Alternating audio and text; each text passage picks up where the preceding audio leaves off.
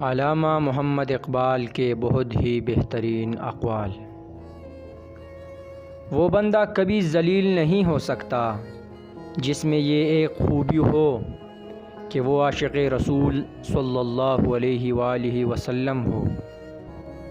غلامی بہت بڑی لعنت ہے اور محکومی بھی۔ ایک بڑے استاد کی حیثیت سورج کی سی ہے جو اپنی روشنی اور حرارت ہر چیز تک بے کم و کاسات پہنچاتا ہے۔ مہمان نوازی پیغمبروں کا خاصہ ہے اور فقر کی پہلی منزل کسب حلال ہے۔ مصیبت ایک خطیہ خواندانی ہے تاکہ انسان پوری زندگی کا مشاہدہ کرے۔ تم کامیابی اور ناکامی پر نظر نہ کرو، اپنے مقصد تخلیق کو پہچانو اور جد و جہد کیے جاؤ۔ زندگی موت کی ابتدا ہے اور موت زندگی کا آغاز۔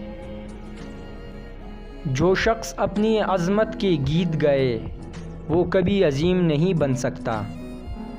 عشق رسول دین بھی ہے اور دنیا بھی، اس کے بغیر انسان نہ دین کا رہتا ہے اور نہ دنیا کا۔